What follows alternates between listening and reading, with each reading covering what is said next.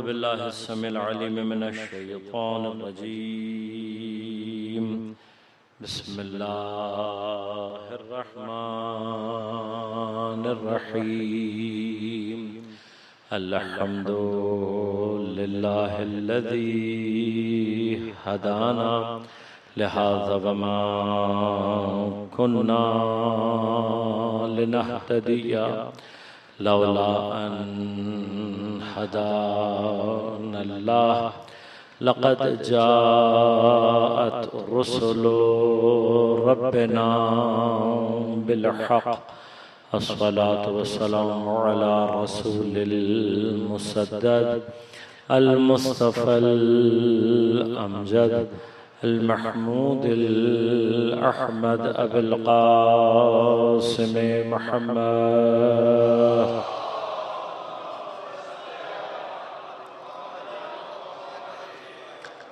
वस्सलातु वस्सलामु अला असदिल्लाहिल गालिब गालिब अला कुल्ले गालिब अली इब्न अबी तालिब। वस्सलातु वस्सलामु अला सय्यदतिल मासूमतिल मज़लूमतिल ताहिरतिल बतूल बिदअतिर रसूल फातिमतुज़ ज़हरा सय्यदत निसाइल आलमीन।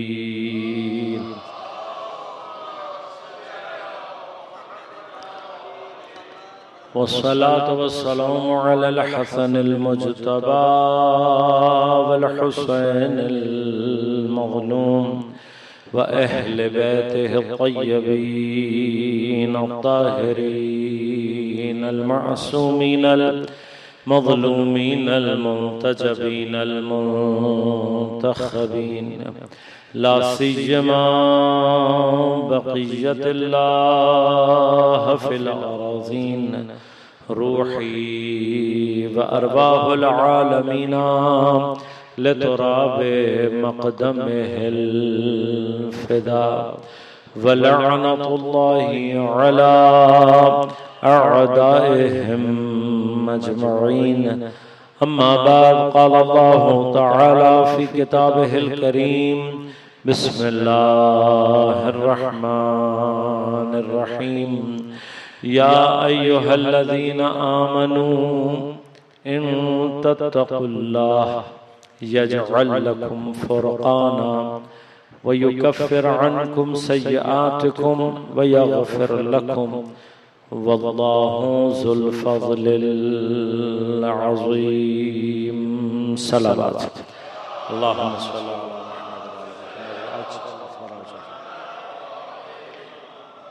मोमिनीन कराम सामिन मुहतरम अज़ीज़ान गिराम क़द्र अर्बईन सैयद शुहदा और सायर शहर खुदा के हवाले से इन खम्सा मजालिस में तक़वा इलाही के हवाले से हमारी गुफ्तगू का सिलसिला जारी है। मौजू पर गुफ्तगू के लिए सूरह मुबारक अनफाल की 29 नंबर आयत को सरनामा कलाम के तौर पर इंतखाब किया और आपकी खिदमत में तिलावत का शरफ हासिल किया। परवरदिगार आलम इरशाद फरमा रहा है, या अय्युहल्लज़ीना आमनू, ए वो लोगों के जो ईमान लेकर आए हो, इन तत्तक़ुल्लाह, अगर तुमने अल्लाह का तक़वा इख्तियार किया, यजअल लकुम फ़ुरक़ाना, परवरदिगार तुम्हारे लिए फ़ुरक़ान को करार देगा। व युकफ़्फ़िर अन्कुम सय्यआतिकुम, और तुम्हारे गुनाह परवरदिगार उन्हें भुला देगा, मिटा देगा। व यग़फ़िर लकुम, और तुम्हें माफ कर देगा। वल्लाहु ज़ुल फ़ज़लिल अज़ीम, और अल्लाह बहुत ही अज़ीम फ़ज़ल का साहिब है, अज़ीम फ़ज़ल रखने वाला है। अज़ीज़ान गिरामी कल मैंने आपकी खिदमत में अर्ज़ किया कि तक़वा अगर हम समझना चाहते हैं तो चूँकि तक़वा के हवाले से कई उलमा ने मुख्तलिफ तारीफ़ात बयान की हैं, जिनमें से अक्सर तारीफें तक़वा के बाज़ आला मदारिज को बयान कर रही होती है। लेकिन अगर हम अपने आम अंदाज से एक बच्चे या एक जवान या एक लेमैन को भी ये समझाना चाहें कि तक़वा क्या है, तो कल आपकी खिदमत में अर्ज किया मैंने कि इसका असल मादा वक़ा, यक़ीन, और वक़ा का मादा अरबी में वहां इस्तेमाल होता है जहां पर बचने के माना पाए जाते हैं। अब इस बचने का एक लाजिमा खौफ की सूरत में भी ज़ाहिर होता है। यानी क्या, जब किसी शय का खौफ मौजूद होता है तब ये खौफ की जो कैफियत है ये क्या है? खौफ एक ऐसी रोब की कैफियत है। देखिए कुछ चीजें ऐसी हैं, कुछ मफाहिम, कुछ कॉन्सेप्ट ऐसे होते हैं कि जिनका ताल्लुक हमारी हिस्से मुश्तरक से है, जिन्हें महसूस किया जाता है। जो कुछ भी हमारे हिस्से मुश्तरक से ताल्लुक रखता है, कॉमन सेंस से ताल्लुक रखता है, उनको हम डिफाइन नहीं कर सकते। क्यों? उन्हें दर्क किया जा रहा होता है। जिन चीजों को दर्क किया जा रहा होता है फिर उनको डिफाइन नहीं किया जा सकता। हिस्सी सतह पर हमारे लिए मुश्किल ये है कि जो चीज हम अपनी आम कॉन्शियस लेवल पर अपनी 5 सेंसेस से उसे हिस कर रहे होते हैं, we can not define it. हम उसको बयान और डिफाइन नहीं कर सकते। मैंने ये मिसालें कई मर्तबा दी हैं, लेकिन इनको देने का मकसद क्या है कि इंसान बाज़ मकामात को दर्क करने की कोशिश करे। हम रंगों को बयान नहीं कर सकते, आप किसी भी कलर को डिफाइन नहीं कर सकते, जायकों को बयान नहीं किया जा सकता, आवाजों को बयान नहीं किया जा सकता, खुशबू को बयान नहीं किया जा सकता। ये वो चीजें हैं जो हम अपने 5 सेंसेस से, लेकिन चूंकि हिस्से मुश्तरक है, लिहाजा चूंकि हम सबको काला काला दिखाई देता है, लिहाजा हमें काला, जब हमने उसका नाम रख लिया काला, तो बयान करने के लिए हमें जरूरत नहीं है, क्योंकि काले से जो रंग की सेंस है वो खुद ब खुद कायम हो जाती है। लिहाजा सिर्फ लफ्ज इस्तेमाल किया जाएगा, उसको डिफाइन नहीं किया जाएगा। मीठा चूंकि एक मुश्तरक सेंस है, लिहाजा सिर्फ मीठा कह दिया जाएगा, बात समझ में आ जाएगी, इससे आगे को बयान करने की जरूरत नहीं है। अब ये बहस है कि जहां कहीं पर भी हमारे पास हमने कोई चीज दर्क ही ना की हो तो उसको हम डिफाइन भी नहीं कर सकते। मसलन जो फल आपने न खाया हो तो फिर आप उसको डिफाइन कैसे करेंगे? अगर आपने खाया हुआ है, मैंने नहीं खाया हुआ, तो आप मुझे बता सकते हैं कि जायका कैसा है? आप कभी भी नहीं बता सकते। क्यों नहीं बता सकते? इसलिए कि जायके को बयान नहीं किया जा सकता, चखा जा सकता है, लेकिन एक आम हद में वो जो 4 मशहूर जायके हैं, मीठा, खट्टा, कड़वा और नमकीन, इसकी हद तक आप थोड़ा थोड़ा बयान कर सकते हैं। तो हो सकता है आप कहते हैं मीठा, कितना मीठा है, तो भी हो सकता है आप बता दें, लेकिन आप बताएंगे कब? जब आपने चखा हुआ हो। अब कोई फल हमारे और आपके सामने रखा हुआ हो और हम में से किसी ने ना चखा हो, तो जायका कौन बताएगा? कोई है जो जायका बता सके? भाई जो भी आप किसी से भी बात कहेंगे, भाई पहले चखें तो बताएं। खूब अगर चखने का असर ऐसा रहे कि चखने के बाद बताने की गुंजाइश बाकी ना रहे, मसलन मैं मिसाल दे रहा हूं, तसव्वुर कीजिएगा, मसलन जहर रखा हुआ है सामने। अब जहर का क्या जायका होता है ये कौन बताएगा? बताने के लिए कोई बचेगा तो बताएगा ना। भाई जहर है, जहर को चखने के बाद कोई बचेगा तो बताएगा। अब अल्लाह ताला भी फरमा रहे, कह रहे कुल्लु नफ्सिन ज़ाइक़तुल मौत। गौर कीजिएगा, मैं एक नुक्ते तक पहुंचाना चाहता हूं आपको। मौत का जायका कौन है? जो चखेगा वो बचेगा तो बताएगा। ऐसा ही है ना भाई? मौत, और फिर अल्लाह ताला क्या कह रहा है? कुल्लु नफ्सिन ज़ाइक़तुल मौत सुम्मा इलैना तुरजऊन। जिसको मैं मौत का जायका चखा दूंगा उसको बताने के लिए छोड़ूंगा तो तुम्हें बताएगा ना। सुम्मा इलैना तुरजऊन, उसके बाद तुम अगर वापस आने वाले नहीं भी होगे तो तुम्हें जबरदस्ती पलटा दिया जाएगा। तो कोई बचेगा तो बताएगा ना मौत का जायका क्या है। अब बस आप अगर यहां तक आ गया हूं मैं आपको लेकर कि मौत एक छह है, मज़ूक है। इसको जायका करने वाले कौन है? हम जायका। अब जायका करने के बाद बचेंगे तो मौत का जायका बताएंगे, और अगर मौत को जायका नहीं किया तो फिर जायका बताएंगे कैसे? यहां तक अगर मैं पहुंचा चुका हूं जहनों को, बस एक कदम का फासला और है। हाँ, अगर किसी ने मौत का जायका किया हो तो वो बताएगा। अब अगर कोई आकर हमसे ये कहे कि मौत अहला मिनल असल है, शहद से ज्यादा शीरी है, अगर आकर कोई हमसे ये कह रहा है कि मौत शहद से ज्यादा शीरी है, तो अब हमें और आपको हक तो बनता है ना कि हम सवाल करके ये पूछें कि क्या आपने वाकईअन मौत को चख लिया था? क्या आपने चखा है मौत को जो आप बता रहे हैं कि अहला मिनल असल है? और अगर अभी मौत को, अलबत्ता इसकी कई तफसीरें हो सकती हैं, एक तफसीर मैं आपकी खिदमत में पेश कर रहा हूं। अहला मिनल असल कैसे है? या तो इतनी, मसलन वो जिसे कहते हैं कि जब इंसान किसी चीज को कामयाबी को न पहुंच सके, उसके अंदर किसी जगह तक पहुंचने की सकत ही ना हो, तो वो क्या कहता है? अंगूर। उर्दू में ये ज़र्ब मिसल मौजूद है ना, कहते हैं अंगूर खट्टे हैं। क्यों? जो नहीं पहुंच पाता वो ये कहता है, और जिसको पता हो कि मैं वहां तक पहुंच जाऊंगा, उसके लिए पहुंच जाने की कैफियत शीरी होती है। एक माना यह है, लेकिन शायद इससे हटकर एक माना, अगर सवाल यह कर लिया जाए कि क्या आपने मौत को चखा है या नहीं, अगर नहीं चखा तो बिलाखैर, अगर हम ये वाली बात कहें पहुंचने वाली भी, तब भी इबहाम बाकी है। लेकिन अगर कोई चख के बता रहा हो तो फिर तो इबहाम नहीं रहेगा ना। तो अब चखा है या नहीं, अब चखने के लिए मंजिल क्या है? हमें मौत को समझना पड़ेगा, कुरान से मौत को समझना पड़ेगा। मौत क्या है, हयात क्या है? इन मौज़ूआत पर मैं अक्सर गुफ्तगू करता रहता हूं। क्यों? जब तक मौत और हयात समझ में ना आए, कुरान समझ में नहीं आता। ये बहस है अपनी जगह पर, ये अपनी जगह एक बहस है। मौत का कॉन्सेप्ट, हयात का कॉन्सेप्ट, ये बड़ी इंपॉर्टेंट मसाइल हैं हमारे लिए। ये मसाइल आज तक फंसे हुए हैं कि हमारी नमाजें वो जवाब नहीं देती जो कुरान कह रहा है। कुरान क्या कह रहा है? इन्ना सलाता तन्हा अनिल फहशाइ वल मुनकर। ये नमाज है जो तुम्हें फहशा और मुनकर से क्या करेगी? रोकेगी। क्या मेरी नमाज मुझे रोक रही है? फहशा से रोक रही है मेरी नमाज? क्या नमाज पढ़कर मैंने झूठ बोलना छोड़ दिया?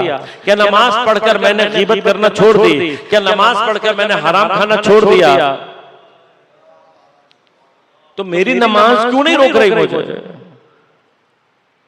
या अय्युहल्लज़ीना आमनू कुतिबा अलैकुमुस सियाम कमा कुतिबा अलल लज़ीना मिन क़ब्लिकुम लअल्लकुम तत्तक़ून। ऐ साहिबाने ईमान, तुम पर रोजों को वाजिब किया गया, किस लिए? इसलिए लअल्लकुम तत्तक़ून, ताकि तुम तक़वा इख्तियार कर लो। अब मुझे 40 साल हो गए रोजा रखते हुए, लेकिन मैं मुत्तकी नहीं हुआ, तो मेरा रोजे में क्या खराबी है? क्या मेरा रोजा पंक्चर है, काम नहीं कर रहा? क्या मसला है? हाँ, हम तो भाइयों से 10 मिनट पहले रखते हैं, 10 मिनट बाद खोलते।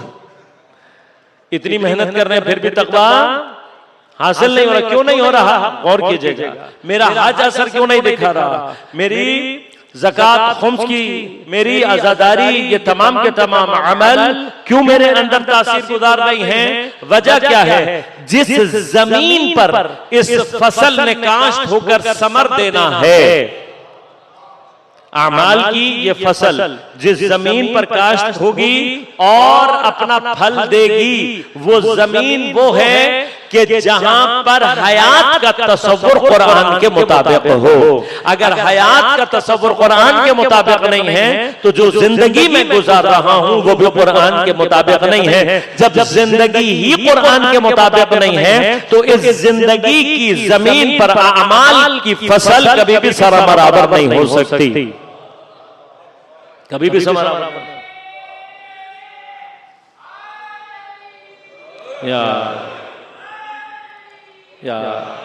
ये जो हयात का तसव्वुर वेस्टर्न कैपिटलिज्म ने साइंस के लिफाफे में लपेटकर मुझे और आपको पकड़ा दिया कि भाई जिंदगी क्या है? खाना पीना, बच्चे पैदा करना। तो तो अब ये जो कॉन्सेप्ट है हयात का, ये दीन का कॉन्सेप्ट नहीं है, ये कुरान का तसव्वुर हयात नहीं है। अब जब कुरान का और दीन का तसव्वुर हयात ये नहीं है, तो फिर क्या मैं अपनी जिंदगी कुरान के मुताबिक गुजार सकता हूँ, दीन के मुताबिक गुजार सकता हूँ? नहीं। जब मेरी जिंदगी ही कुरान के मुताबिक नहीं गुजर रही, तो मेरे अमाल समरावर कैसे हो सकते हैं?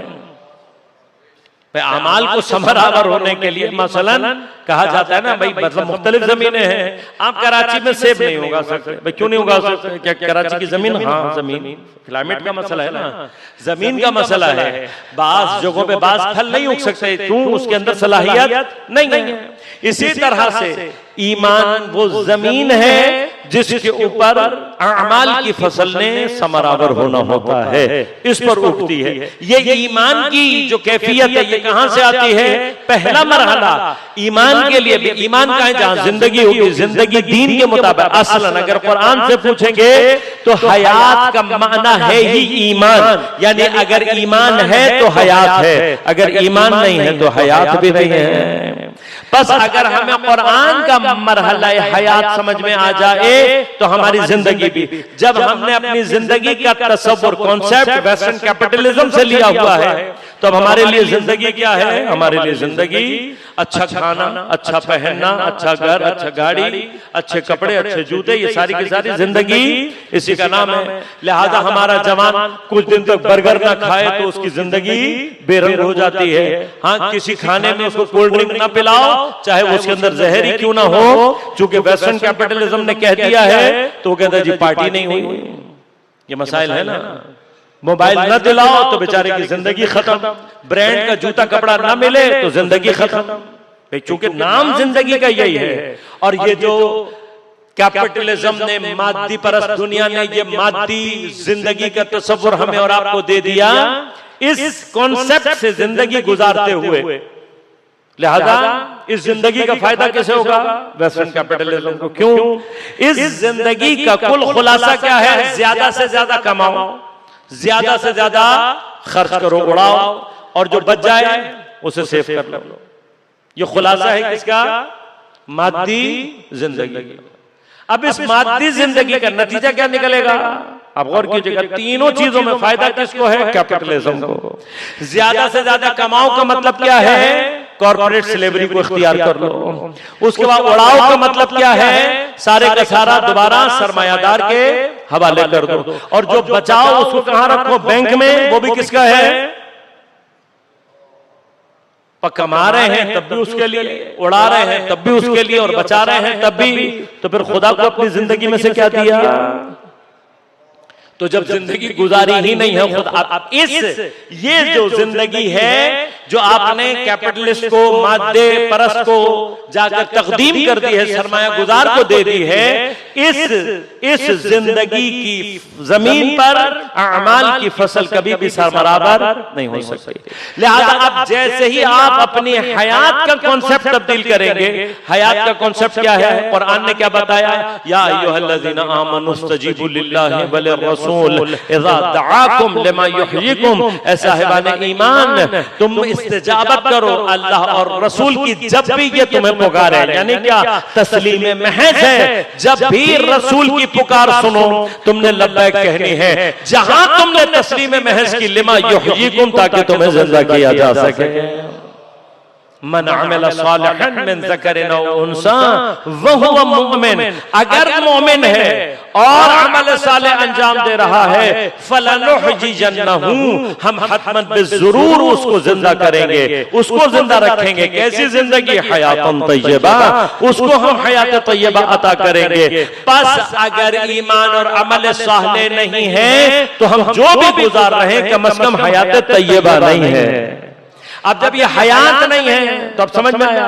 अब अगर हमें हयात, इसका मतलब क्या? अगर हयात ईमान के साथ है तो जहां ईमान है वहां हयात है, और अगर ईमान नहीं है तो क्या है? जहां ईमान नहीं है वहां मौत है। लिहाजा फरमाया अल्लज़ीना यदऊन मिन दूनिल्लाह, ये अल्लाह के अलावा दूसरों को पुकारने वाले, ये अल्लाह के अलावा ये शिर्क करने वाले, ये कुफार अमवातुन, मुर्दा ये हैं, गैर अहयाइन, ये जिंदा नहीं है। बस गौर कीजिएगा, जहां ईमान है हयात वहां, जहां ईमान नहीं है वहां पर मौत है। अब ये जो मरहला मौत, अब यहाँ पे समझ में आ जाए ये एक मरहला है, लेकिन किसी ने मौत को पहले चखा हो, वो कौन सी मंजिल है। अब हयात और मौत का अगर ये कॉन्सेप्ट समझ में आ जाए यहाँ पर, तो फिर इमाम की वो बात समझ में आती है जहां फरमाया मूतू क़ब्ल अन तमूतू, मर जाओ इससे पहले कि तुम्हें मौत आए। जब ये मौत का कॉन्सेप्ट समझ में आ जाए, फिर ये हदीस समझ में आए, तो फिर हजरत कासिम का जुमला खुद ब खुद समझ में आएगा। बस उसको समझने के लिए कम से कम ये इरफान होना जरूरी है। जहां करबला वालों का एक जुमला समझने के लिए इतना इरफान चाहिए, वहां करबला को समझने के लिए खुदा जाने कितनी मारिफत दरकार हो।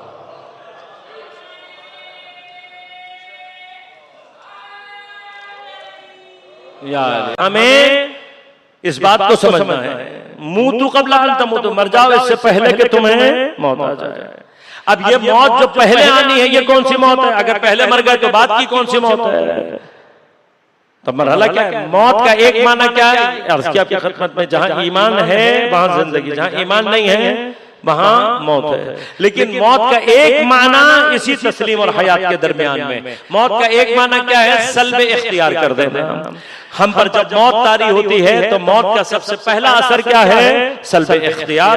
कोई इख्तियार बाकी नहीं रहता। आज अपनी मर्जी से हाथ हिला रहे हैं, पांव हिला रहे हैं, अपनी मर्जी से सब कुछ कर रहे हैं, और वो लहजा जिसमें मौत तारी हो जाए कितना बेबस कर देती है मौत। कभी गौर किया आपने किस कदर बेबस कर देती है मौत। मौत की बेबसी को समझना हो तो इस फलसफे से समझें। ये जो बाज अफराद हंगामे मर्ग मौत के वक्त कुछ की आंखें खुली रह जाती हैं, कुछ की बंद रह जाती हैं, तो इसमें हमने अपने अफसाने अलग तैयार कर लिए। आंखें खुली हैं तो अलग अफसाने हैं, आंखें बंद हैं तो अलग अफसाने हैं। जबकि आंखों के खुलने और बंद होने से किसी भी अफसाने का कोई ताल्लुक हो, बल्कि इसका ताल्लुक इंसान की बेबसी और मौत की प्रिसीजन से है। कितनी प्रिसाइज है मौत, कितना परफेक्ट टाइमिंग है मौत की, इसको समझना हो तो ये एक मरहला है। पलक झपकने में कितनी देर लगती है हमें, कितनी देर लगती है, नैनो सेकंड कहते हैं। नैनो सेकंड में आपकी पलक झपकती है। ये पलक झपकने का अमल नैनो सेकंड का, झपकी और मौत आई तो खोलने की ताकत और कुदरत नहीं रखते। झपकने से पहले आ गई तो उस नैनो सेकंड का टाइम भी नहीं देगी कि आप आंखें सिर्फ बंद कर लें। ये मौत की प्रिसीजन है। इतनी फुर्सत भी मौत नहीं देती कि बंद हुई आंख नैनो सेकंड के अंदर खुल सके, खुली हुई आंख नैनो सेकंड में बंद हो सके। ये मौत है। और कितना बेख्तियार कर देती है। सबसे ज्यादा लतीफ हरकत हमारे अंदर आंख की है। सबसे लतीफ हरकत है ना, यानी पलक झपकना हमें बाज़ औक़ात तो महसूस भी नहीं होता। इतनी लतीफ हरकत है कि इसके अंदर बज़ाहिर कोई ताकत और कुदरत इस्तेमाल होती भी नजर नहीं आती, लेकिन मौत आ जाए पलक झपकने का इख्तियार भी सल्ब कर लेती है। अब जब इंसान से इख्तियार को सल्ब किया तो फिर क्या हुआ, मौत के बाद यही इंसान अब दूसरों के इख्तियार में। हाँ, इस इख्तियार का सल्ब हो जाना, अब गौर कीजिएगा, ये इख्तियार सल्ब होकर किसके हाथ में जाता है, ये मौत के जायके को मुतअय्यन करता है। अगर इख्तियार सल्ब होकर अपने जैसे के हाथ में चला जाए तो ये मौत है, जायका तल्ख है, गुलामी कहलाती है। अगर ये इख्तियार सल्ब होकर अपने से ज्यादा इख्तियार के हाथ में चला जाए, बाकमाल के हाथ में चला जाए, शहादत बन जाती है और इसका जायका शहद से ज्यादा शीरीन हो जाता है।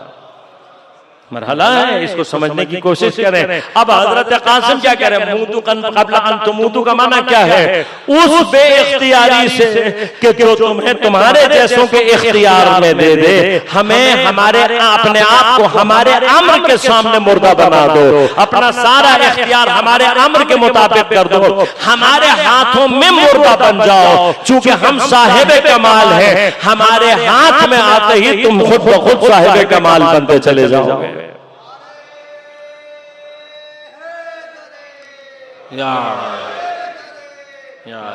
लिहाजा अल्लाहुम्मा सल्ली अला मुहम्मद। इस मकाम को दर्क करने की जरूरत है। जनाब कासिम क्या बता रहे हैं? जनाब कासिम हमें और आपको पैगाम ये दे रहे हैं, अगर तुम अपना इख्तियार इमाम हुसैन के हवाले कर दोगे तो मौत तुम्हारे लिए अहला मिनल असल है। फिर उसके बाद की जो भी मौत आनी है वो सिर्फ शीरी ही शीरी हो सकती है। लिहाजा अज़ीज़ान मन, अगर हम मुतवज्जे हो जाएं, ये मराहिल जितने भी हैं इंसान के अंदर, अब ये तमाम की तमाम चीजें, और जब हम इनको डिफाइन नहीं कर सकते जो हमारी हिस्सियात के मरहले पर है, तो जैसे ही मावराए हिस्सियात चीजें आती हैं हम उससे ज्यादा बेचारे हैं। लिहाजा ना हम खौफ को डिफाइन कर सकते हैं, ना हम मोहब्बत को, इनमें से किसी भी चीज को डिफाइन नहीं कर सकते। हम खौफ को बयान नहीं कर सकते, लेकिन खौफ से आगे की मंजिल फिर क्या है? जो माकूलात में दाखिल हो जाती है। माकूलात से आगे की मंजिल क्या है? जो मशहूदात में दाखिल हो जाती है। शुहूद की मंजिल पर आरिफ जो देख रहा और जो समझ रहा होता है वो उसको बयान, अगर कहीं बयान कर देता है तो लोग कहते हैं काफिर हो गया। मुश्किल क्या है वहां पर आरिफ की? जो बयान करने जा रहा है वो सब काबिल बयान नहीं है। जो इंसान, इसीलिए याद रखिएगा ये मबाहिस हैं, उलमा अफाज़िल बाज़ चीजों की तरफ मुतवज्जे करते हैं। एक मरहला तौहीद में फ़हम तौहीद है। ये जो फ़हम तौहीद है ये फ़हम है, मफ़हूम है, लेकिन जो असल तौहीद हासिल करनी है वो दर्क के तौहीद है। इनमें फर्क है ना। मसलन आपके ज़हन में तरीका तसव्वुर है या नहीं? तरीका तसव्वुर है। ये जो ज़हन में आपके तरीका तसव्वुर है ये जितना मर्जी मौजूद हो, ये मफ़हूम तरी है।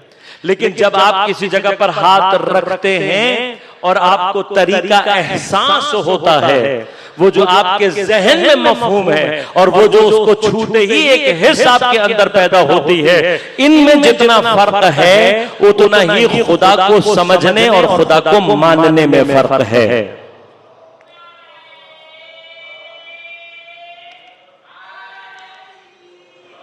लिहाजा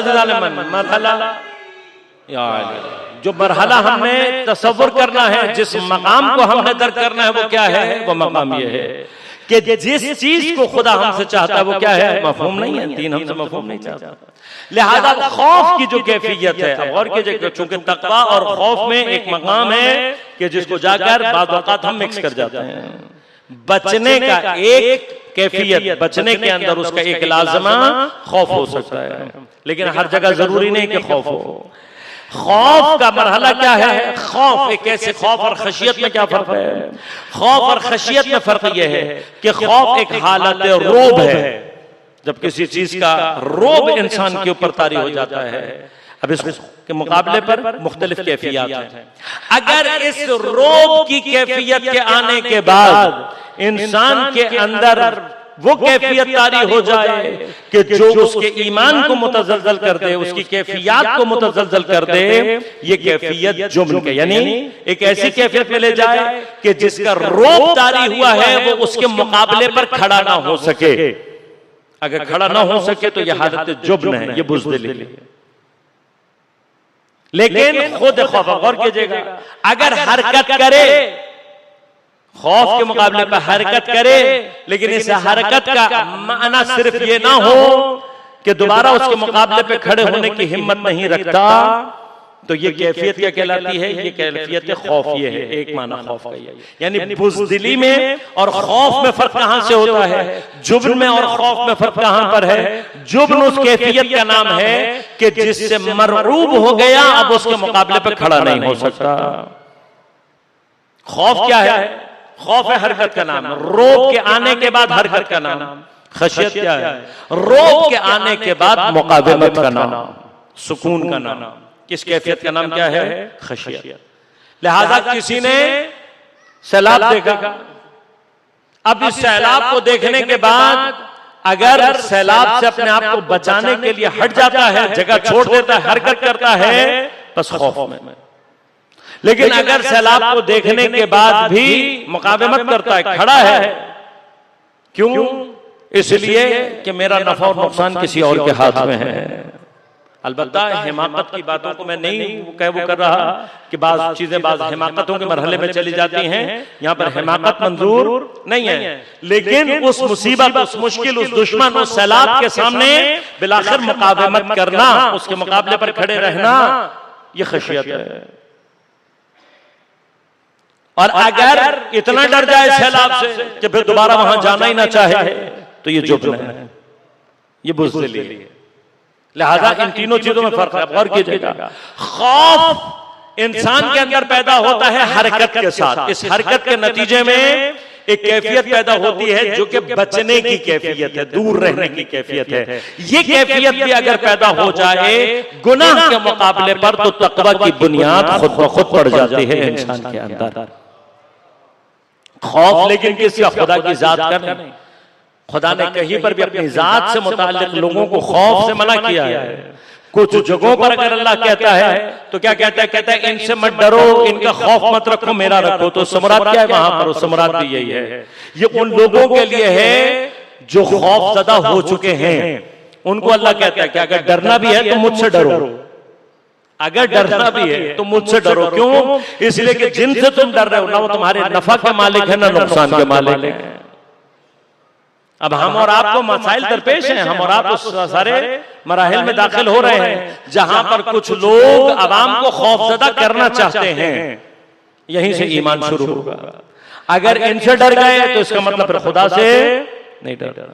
लिहाजा पहला मरहला क्या है? पहला मरहला क्या है कि इंसान दूसरों से न डरे, कम से कम खुदा से डरे। अगर खुदा से भी डरता है तो एक मरहला उसके अंदर ईजाद होता है। अलबत्ता खुदा की जात से नहीं है बल्कि उसके अजाब का खौफ है। अगर यह अजाब का खौफ वाक़अन क़ल्ब में आ जाए तो इंसान के अंदर गुनाह की निस्बत एक कैफियत ईजाद होती है और वो गुनाह से दूरी पैदा करता है। अब ये जो उसके अंदर हरकत पैदा हो रही है और इस हरकत के नतीजे में ये अपने आप को गुनाह से दूर लेकर जा रहा है, अगर यह हरकत इतनी शदीद हो जाए या अज़ाब इलाही का खौफ इतना शदीद हो जाए कि असलन उसके दिल में गुनाह की निस्बत रग़बत ही बाकी ना रहे, इस कैफियत का नाम इरहाब है, रहबत है। राहिब का लफ्ज़ सुना होगा आपने। राहिब को राहिब क्यों कहा जाता है? वो खौफ आखिरत से, हर चीज से अपने आप को दूर कर देता है। ये रहमानियत नहीं चाहिए, ये रहबानियत, ये दीन में नहीं चाहिए। लेकिन रहबत का ये मरहला कौन सा कि जहां पर अज़ाब इलाही की खौफ से इंसान गुनाह के मुकाबले पर अपने आप को उस मंजिल पर रह जाए कि जहां पर ये इंसान जब गुनाह से रहबत ईजाद करेगा। माना क्या है? रहबत एन जिद है रग़बत का, यानी अगर रग़बत बाकी ना रहे तो फिर क्या कैफियत पैदा होती है? रहबत की। बस गुनाह से अगर रहबत आ जाए, यानी गुनाह की तरफ कोई रग़बत न रहे, ये तक़वा का दूसरा दर्जा है। बस तक़वा का पहला दर्जा नहीं है, याद रखिएगा। यानी क्या? तक़वा के मदारिज में एक मकाम वो आता है कि जहां पर इंसान के अंदर वो कैफियत ईजाद होती है कि फिर वो गुनाह की तरफ असलन कोई रग़बत रखता ही नहीं है। मगर ये आगे का दर्जा है। इससे आगे की कैफियत क्या है? अगर खौफ हरकत पैदा नहीं कर रहा, सुकून, इत्मीनान, मुकाबमत पैदा कर रहा है, तो इस कैफियत का नाम खशियत है। खुदा को अपनी निस्बत खौफ नहीं चाहिए, खशियत चाहिए। इन्नमा यख्शल्लाह मिन इबादिही अल उलमा। अल्लाह से सिर्फ खशियत रखने वाले कौन हैं? अल उलमा। अल उलमा से यहाँ पर उलमा में बहस है क्या आया उलमा से मुराद कैटेगरी या नहीं? कैटेगरी नहीं है। अल उलमा से मुराद क्या है? खुदा को जानने वाले, खुदा को पहचानने वाले। लिहाजा फरमाया कि खौफ में फिर कोई मनफी कैफियत पाई जाती है, खशियत में कोई मनफी कैफियत नहीं है। क्यों? खशियत उस रौब का माना है, उस रौब की कैफियत है जो इंसान के अंदर सुकून की कैफियत को लेकर आती है, इस्तिक़लाल लेकर आती है। अब जितनी मारिफत अल्लाह की बढ़ती चली जाती है उतनी खशियत की कैफियत ईजाद होती रहती है। और जबरदस्त मकाम यह है कि जितनी खशियत पैदा होती है उतनी ताज़ीम पैदा होती है, जितनी ताज़ीम पैदा होती है उतनी रग़बत ईजाद होती चली जाती है। लिहाजा अगर इंसान खुदा से खशियत के मकाम पर आ जाए तो जिस तरह से पहले मरहले पर अज़ाब इलाही का खौफ गुनाह के मुकाबले पर रहबत ईजाद करता है, खशियत इंसान के अंदर अल्लाह की निस्बत रग़बत को ईजाद करती है। अब जब इंसान का कल्ब राग़िब है खुदा की तरफ से, तो क्या होता है, जितना खशियत का मकाम बढ़ता चला जाता है उतना सुकून और इत्मीनान खुद ब खुद बढ़ता चला जाता है। लिहाजा फरमाया अला बिज़िक्रिल्लाहि तत्मइन्नुल क़ुलूब, बस तुम जितना खुदा को याद रखोगे उतना तुम्हारे अंदर सुकून और इत्मीनान खुद ब खुद ईजाद होता चला जाएगा। अब ये जो बचने का माना है गुनाह के मरहले पे वक़ा की जो कैफियत है, इसकी इब्तिदा कहां से होनी है, इसी खौफ से। लिहाजा तमाम खौफ आगे चलकर बहुत सारे खौफ मनफी हैं, लेकिन इब्तिदा कहां से करनी है, खौफ से। मैंने कई जगहों पर इस बात को दोहराया है, लेकिन आज फिर दोहराऊंगा। बात चीजें इसलिए दोहराना चाहता हूं ताकि खास तौर पर मेरे नौजवानों के जहनों में बात चीजें अच्छी तरह से सब्त हो जाए। अकायद को समझने के लिए ऑर्डर डिसेंडिंग है, यानी कि जब तक तौहीद समझ में नहीं आएगी आदल समझ में नहीं आता, आदल समझ में ना आए नबूवत समझ में नहीं आती, नबूवत समझ में ना आए इमामत समझ में नहीं आती। जब तक ये चार अकीदे सही ना हो असल क़यामत समझ में ही नहीं आती। लिहाजा हमारे अंदर जो क़यामत अकीदे के मुताबिक मुताल्लिक़ को डगमगाहट पाई जाती है, उसकी वजह क्या है, तज़ल्ज़ुल जो पाया जाता है कल्ब में। क्यों? ऊपर से शुरू करें, तौहीद सही नहीं है तो नबूवत सही नहीं है, नबूवत सही नहीं है तो इमामत सही नहीं है। जब ये सारे सही नहीं है तो क़यामत का अकीदा सही हो ही नहीं सकता। अक्सर कभी कभार होता है, बाज़ दोस्तान बाज़ बरादरान अहले सुन्नत की कुछ चीजें, बुजुर्गान की भी कुछ चीजें भेज देते हैं।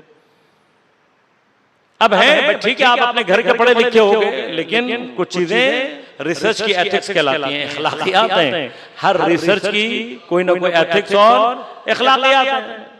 आपका अगर आप किसी भी इल्म से मुताल्लिक, किसी भी चीज से मुताल्लिक अगर आप उसके बारे में कोई बहस करना चाहते हैं तो पहली अखलाकियात का उसूल क्या है कि पहले उसको जाकर पढ़ें।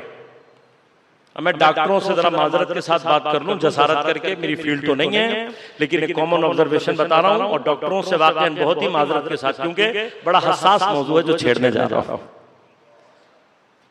अक्सर डॉक्टर जब उनके सामने होम्योपैथिक का नाम लो तो उनके चेहरों के तासुरात बड़े अजीब-ओ-गरीब हो जाते हैं, और उससे भी ज्यादा खतरनाक तासुरात उस वक्त होते हैं जब उनके सामने हिकमत का नाम ले लो।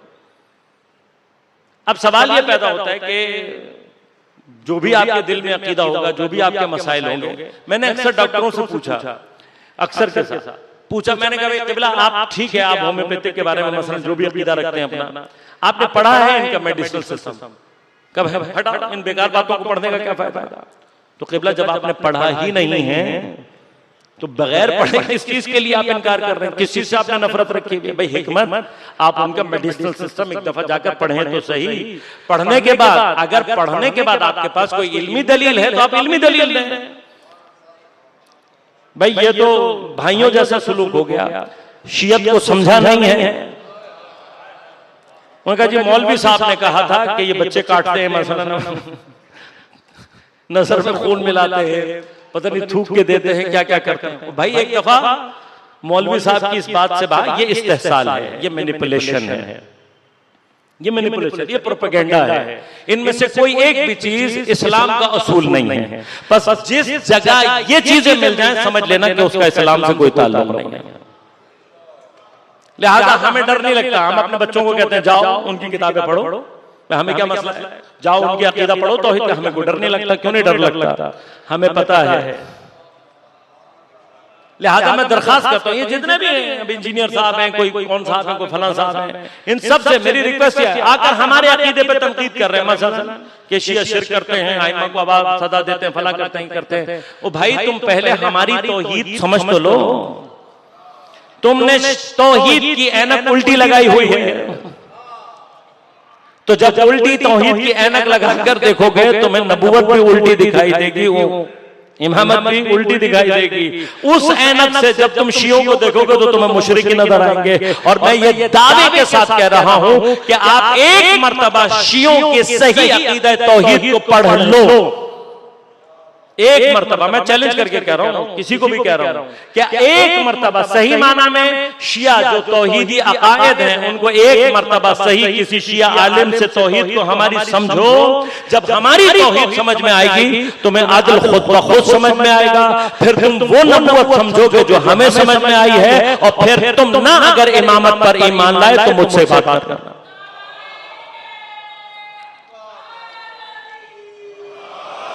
ये जो आप अपनी तौहीद अपनी नबूवत का अपनी जो आपने तस्वुरात बनाए हुए हैं उनकी ऐनक से देखोगे तो आपको शिया सिवाय मुशरिक के कुछ और दिखाई नहीं देंगे। ये आपके अपने तौहीद के उसूल हैं, आपकी तौहीद है जो इस कदर ज़ईफ है। हमारे यहाँ अल्हम्दुलिल्लाह तौहीद इससे बहुत ज्यादा कवी है। लिहाजा असल अखलाकियात का उसूल क्या है? आप हमारे अकायद पर बहस करना चाहते हो तो पहले हमारे अकायद को सही माना में समझो, अच्छी तरह से पढ़ो।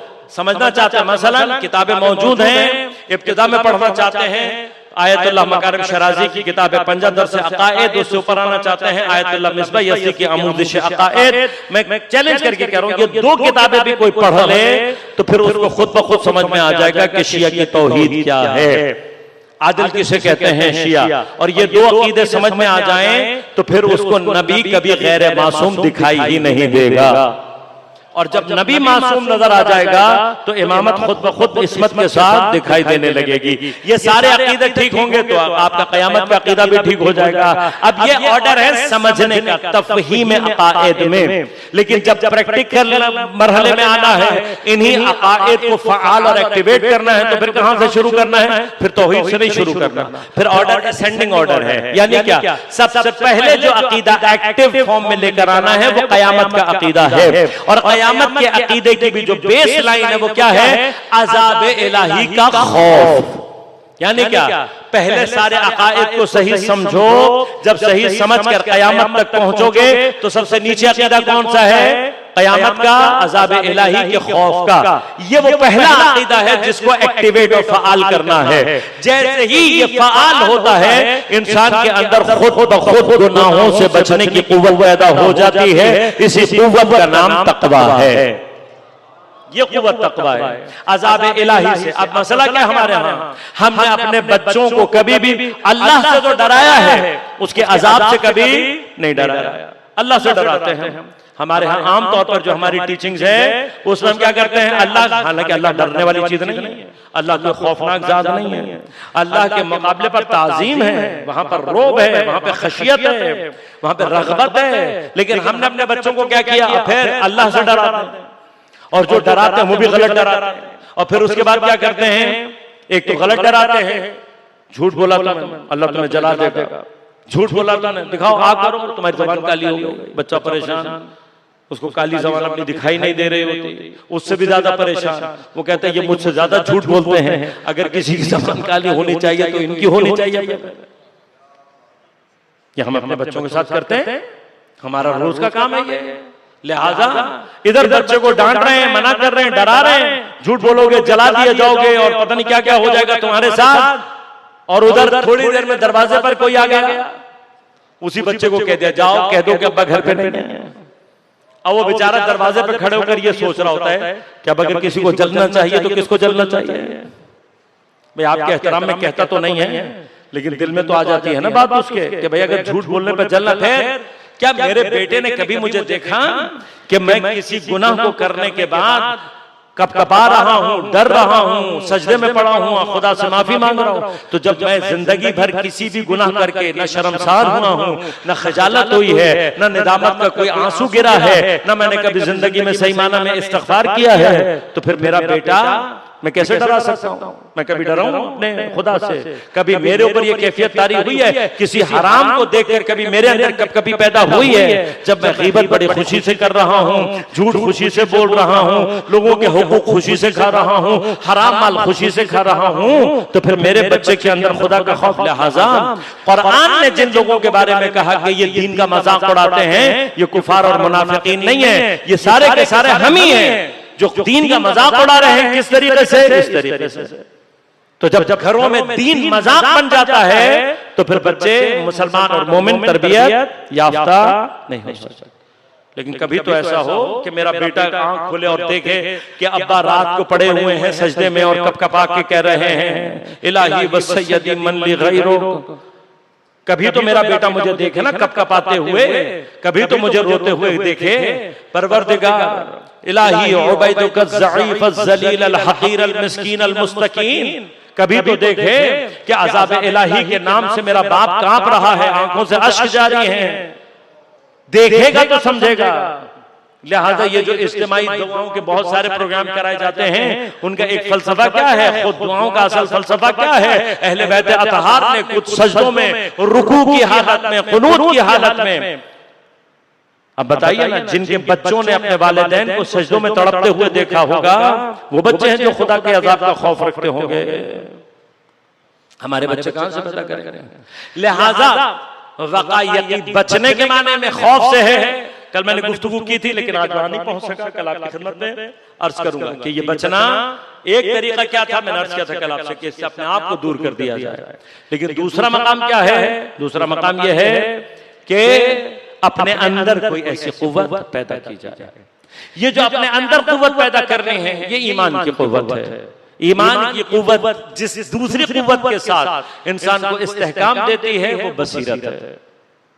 बसीरत इजाद होती है तो ईमान को मजीद तक़वियत मिलती है। लेकिन ईमान और बसीरत ना हो तो नतीजा क्या निकलता है, नतीजा निकलता है हिमाकत की सूरत, जहालत की सूरत।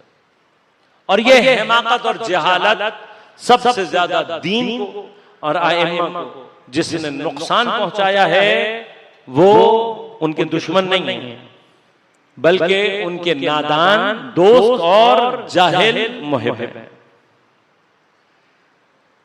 नहीं चाहिए इमाम को हमसे अहमक शिया नहीं चाहिए, जाहिल मुहिब नहीं चाहिए। इसको समझे, खुदा के लिए इसको समझे। कद आजाना, ये दिल का शिकवा है इमाम का। हमें सबसे ज्यादा अज़ियत किसने दी है, जुहला शिया व हुमकाहुम, जाहिल शियों ने और इनके अहमक। क्यों? हमने अपनी जहालत और हिमाकत से कितनी बार इमामत की कमर तोड़ी है, हमें मालूम भी नहीं है। और इस जहालत और हिमाकत का सबसे अहम तरीन सिम्टम क्या है, ये तो वायरस है ना।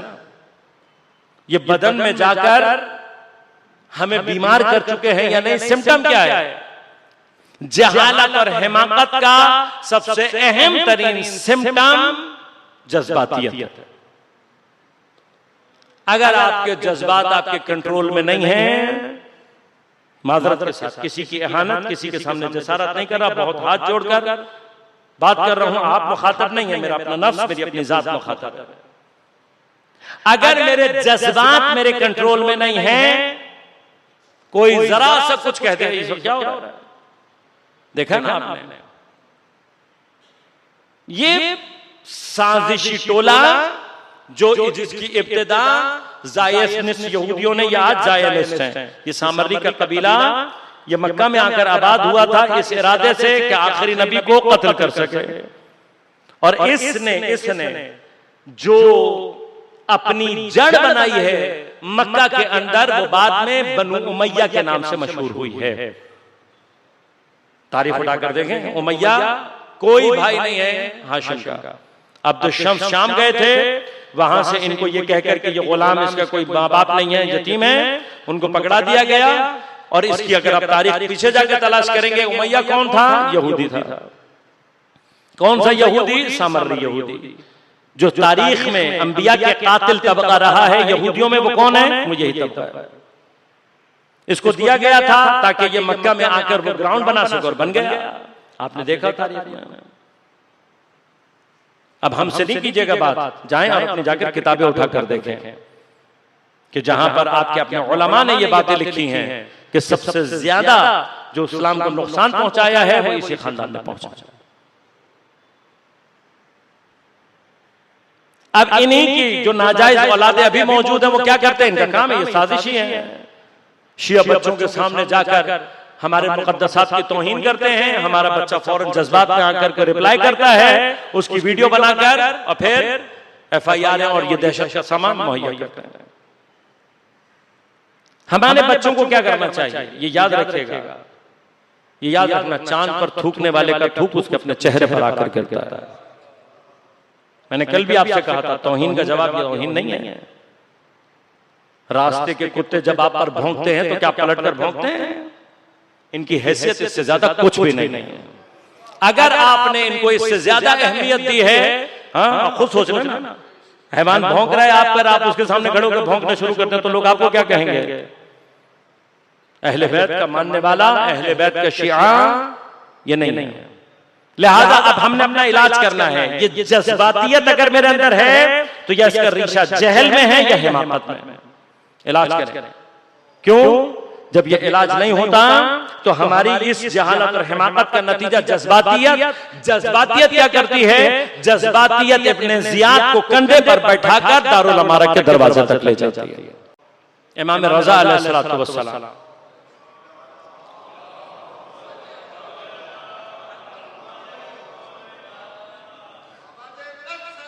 अल्लाह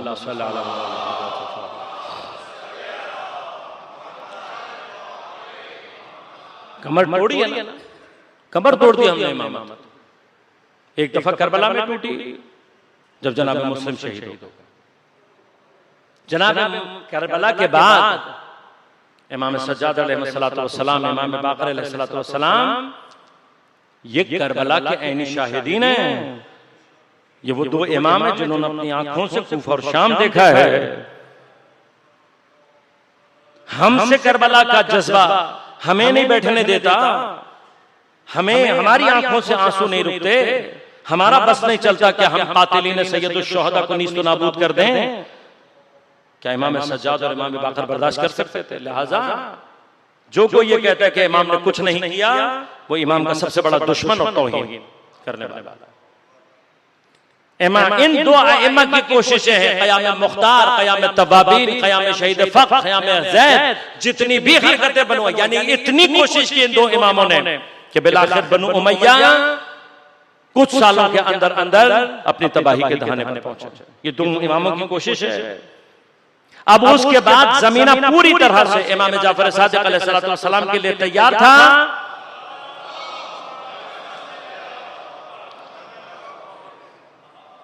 इतना जमीना तैयार था और इमाम को इतनी ज्यादा उम्मीद थी कि आप अपने हज के खुतबे में जाकर मिना में खड़े होकर अपने आप को इमाम और हुकूमत इस्लामी का असल हकदार मुअर्रफ़ी करवा रहे हैं।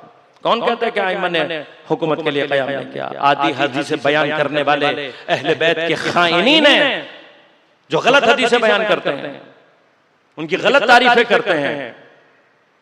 ये खाइनीन है, ये हैं आस्तीन के सांप। आकर कहते हैं कि जी इमाम ने फरमाया हमारे कायम से पहले किसी ने कयाम किया तो बातिल है। तो ये भी तो बताओ कि इमाम ने किसको कायम कहा था? अगर है तुम्हारे अंदर इतनी इखलाक की जरूरत तो बयान करो। किस इमाम का कौल है ये? बाक़र, इमाम बाक़र अलैहिस्सलातु वस्सलाम का। इमाम बाक़र अलैहिस्सलातु वस्सलाम किसको कहा? लोगों ने पूछा। इमाम जाफर सादिक के कंधे पर हाथ रखकर इमाम ने कहा गोया मैं कायम आले मोहम्मद को देख रहा हूं। जहां जाएं सर्च करें आपको मिलेगा। इमाम ज़मान जल्लल्लाहु ताला फरजो शरीफ के बाद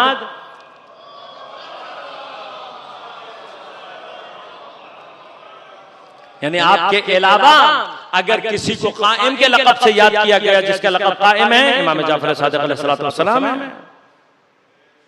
और ये जिस कायम की बात इमाम बाक़र ने की थी वो कौन थे? इमाम जाफर। कभी सोचा आपने बनु अब्बास के पास कोई शख्सियत ही नहीं थी, कोई बंदा ही नहीं था इनके पास, तो ये अचानक बनु उमय्या के मुकाबले पर बनु अब्बास आ कहां से गए? कुछ जाहिल और अहमक शियों की वजह से। सोचे ना इमाम जाफर सादिक के दिल में कितनी तकलीफ हुई होगी, जिसने सारी जिंदगी अपने दादा को और अपने बाबा को करबला को याद करते हुए रोकते हुए देखा, और ऐन वो वक्त कि जब करबला का इंतकाम लेने का कोई मकाम आ सकता था, कुछ जाहिल और अहमकों की वजह से एक मर्तबा फिर इमाम अपने घर में बैठने पर मजबूर हो गए। उसके बाद भी इमाम ने कोशिशें छोड़ी नहीं। बनु अब्बास के आने के बाद इमाम ने दोबारा काम शुरू किया, इमाम को शहीद किया गया। कभी सोचा तुमने कि क्यों सातवां इमाम अपनी सारी जिंदगी जिंदान में रहा? अगर इस इमाम से हुकूमत को कोई खतरा नहीं था तो क्यों बनु अब्बास ने बार बार आइमा को शहीद किया, क्यों आइमा को जिंदान में डाला? और फिर सातवें इमाम की इन तमाम कुर्बानियों के बाद इमाम रज़ा अलैहिस्सलाम की कोशिशें थी, जिन्होंने एक मर्तबा फिर बनु अब्बास के लिए मुश्किल वक्त ईजाद कर दिया था, और उसके लिए मामून जैसे पलीद तागूत ने अपने जमाने के इमाम को और सारी तंजीमों को, उन तमाम तहरीकों को तोड़ने के लिए एक साजिश चली, और दोबारा शियों के जाहिल और अहमकों के नतीजे में ऐसी इमामत की कमर टूटी है कि उसके बाद इमामत इस मकाम पर आ गई कि इमाम को पर्दे गैबत में जाना पड़ा। अब अगर उसके बाद भी कोई ये कह रहा है कि इमाम हुकूमत नहीं चाहते थे, तो इमामत के ऊपर इससे बड़ा जुल्म कोई नहीं है। हाँ, दुनियावी हुकूमत नहीं चाहते, दुनियावी हुकूमत से कोई सरोकार नहीं है, लेकिन इस्लाम का हक है कि वो तमाम इंसानों पर हुकूमत करे, और जहां कहीं पर भी इस्लाम लोगों पर हुकूमत करेगा उसका हाकिम मासूम होना चाहिए, या नबी होता है या इमाम, और ये वो इमामत का हक है जो कि सकीफा में गस्ब किया गया है। अजीब खाइन लोग हैं, अजीब मुनाफिक लोग हैं। पहले इमाम का क्या हक गस्ब हुआ? हुकूमत। आखिरी इमाम आकर क्या बनाएगा? हुकूमत। यानी पहला भी हक हुकूमत का, आखिरी भी हुकूमत का, और दरमियान के आइम्मा का हुकूमत से कोई ताल्लुक नहीं। इससे ज्यादा बड़ा मुनाफिक, इससे ज्यादा बड़ा खाइन दीन का कोई नहीं होगा। लिहाजा अज़ीज़ान मन, ये तमाम के तमाम मकामात जितने भी हैं, क्यों इमाम हुसैन अलैहिस्सलाम ने फरमाया कि मैंने पैगंबर से सुना है कि हुकूमत और दौलत का हक हराम है बनु उमैया पर। कौन सी हुकूमत हराम है? जो हुकूमत इस्लामिया है, जो अल्लाह की हुकूमत है, हुकूमत इलाहिया है, ये हराम की है। ये कभी भी हुकूमत इलाहिया बन ही नहीं सकती कि जिसका सरबराह बनु सुफियान में से कोई हो, बनु उमैया में से कोई हो, और नहीं है, नामुमकिन नहीं है। वाहिद हुकूमत इलाहिया, अगर हुकूमत इलाहिया बनेगी तो हुकूमत इलाहिया का सरबरा कौन होगा? मासूम। इस काम के लिए इमाम रज़ा काम कर रहे थे, लेकिन क्या किया मामून ने? एक छोटा सा धोखा दिया है, जाली इमाम को अपने पास अंडर सर्वेलेंस रखने के लिए, नजरबंद रखने के लिए विलायत अहदी का झूठा झांसा दिया। अब वो सारे के सारे खाइन तारीखदान हैं, ये सारे के सारे खाइनीन हैं जो बनु अब्बास की तारीख लिखते हैं, लेकिन उसमें जिक्र नहीं करते कि मामून ने इमाम रज़ा अलैहिस्सलाम को अपना वली अहद मुकर्रर किया था। क्यों? अगर कर देंगे तो पर्दा उठ जाएगा इस बात पर से कि अहले बैत अतहार ज्यादा हक रखते थे मुसलमानों पर हुकूमत करने का। लिहाजा ये खाइनीन हैं जितने भी ये तारीख लिखने वाले, इन्हीं बनु उमैया और बनु अब्बास के दस्तरखान की नचोड़ी हुई हड्डियां चूसने वाले ये खाइन मुअर्रिखीन। क्यों नहीं लगते अगर तुम्हारे अंदर इतनी जुर्रत है तारीख लिखने की?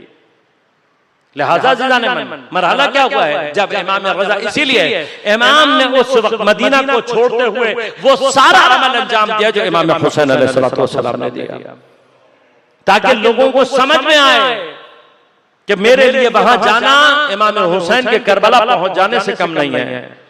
लेकिन क्या हुआ? न हुसैन के साथ कोई है, न गरीब रज़ा के साथ कोई। आखिर में क्या होना था? लोगों को बेदार करने की आखिरी हद है। करबला के वाक़े के बाद भी जब बेदार नहीं होते तो फिर जनाब ज़ैनब को बाजारों में आकर खुतबे देने पड़ते हैं।